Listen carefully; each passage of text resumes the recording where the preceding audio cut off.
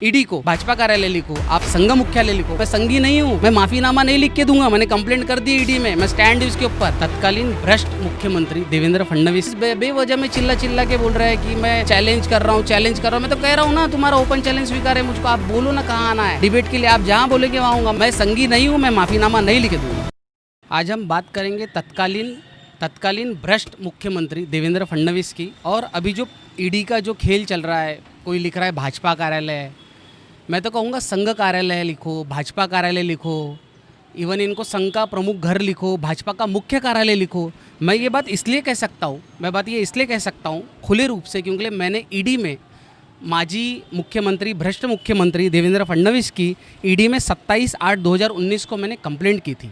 और उस कंप्लेंट के ऊपर अभी तक, यानी आज 1.25 साल बीत चुका है, अभी तक उसके ऊपर कोई कार्रवाई नहीं हुई। मतलब ऐसा है कि मैंने सारे एविडेंसेस दिए थे उनको कि देवेंद्र फडणवीस ने किस प्रकार एक जीआर निकाला 11/5/2017 का। वो जीआर में उन्होंने कहा कि ये पूरे जो गृह विभाग के जो वेतन खाते थे, उन्होंने उसको ट्रांसफ़र कर दिया एक्सिस बैंक में, जहाँ उनकी धर्मपत्नी है।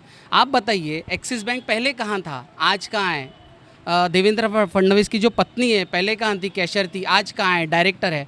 आज हम वो सारी चीज़ें ना जानना चाहते हैं। मैंने सारे एविडेंसेस के साथ में मैंने जब ईडी को कंप्लेंट की थी, मैंने वो कंप्लेंट के ऊपर आज तक कोई कार्रवाई नहीं हुई। मैं जानना चाहता हूँ कि कार्रवाई कब होगी। क्या कभी मेरा कोई एक्सीडेंट हो जाएगा, कभी शायद मेरे कोई खबर आ जाएगी, उसके बाद में शायद ये फाइल क्लोज़ करेंगे, या सच में इसके ऊपर कोई कार्रवाई करेंगे? क्योंकि मैं अभी ना इतने में न्यूज़पेपर में मैं कंटिन्यू पढ़ रहा हूँ कि ईडी की रेड गिर रही है, ईडी किसी को बुला रही है। ठीक है, अगर कोई है, आप उसके ऊपर कार्रवाई कर रहे हो, ठीक है, लेकिन मैंने तो एविडेंसेस दिए हैं ना।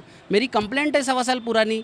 तो आज अगर वहाँ पे कोई भाजपा कार्यालय लिखता है, तो फिर मैं बोलना चाहता हूँ कि फिर गलत क्या है। आप भाजपा लिखो या आरएसएस लिखो, मेरे लिए तो सेम है, क्योंकि मैं हूँ तकरार करता। मैं एक सामान्य सा कार्यकर्ता हूँ, एक सामान्य सा सामाजिक कार्यकर्ता हूँ। मेरे जैसे सामान्य सामाजिक कार्यकर्ता बहुत सारे यहाँ पे काम कर रहे हैं, और वो है ना, इंसाफ के लिए लड़ते हैं, कंप्लेंट डालते हैं, कंप्लेंट के ऊपर कार्रवाई की ना अपेक्षा करते हैं।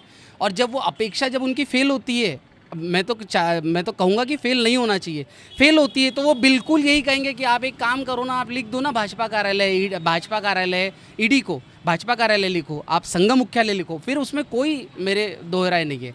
और इसमें है ना, सबसे मेन ये भी आया था, मैंने ये भी किया था, न्यूज़पेपर में आया था, संजय गांधी निराधार योजना के जो ये थे खाते थे, वो पूरे के पूरे अभी एक्सिस बैंक में चले गए। एक्सिस बैंक में क्यों गए? उसको मिडलमैन क्यों बनाया गया? अभी आपको बताऊंगा, न्यूज़पेपर में आया था, 2 कॉलम लगे हुए थे कि ऐसे मिलता है लाभार्थियों को अनुदान, और एक भी केस पेंडिंग नहीं। उसकी मैं आपको बताता हूँ, एक भी केस पेंडिंग नहीं का जो आंसर था, वो एक्सिस बैंक का मैनेजर दे रहा है, एक भी केस पेंडिंग नहीं। ठीक है, उसके बाद में ऐसे मिलता है लाभार्थियों को अनुदान, स्टेट गवर्नमेंट पैसा देता है किसको, एक्सिस बैंक, और एक्सिस बैंक डाइवर्ट करता है लाभार्थियों के खाते पे। ऐसे कैसे हो सकता है? और ऊपर से देवेंद्र फडणवीस बेवजह में चिल्ला के बोल रहा है कि मैं चैलेंज कर रहा हूँ।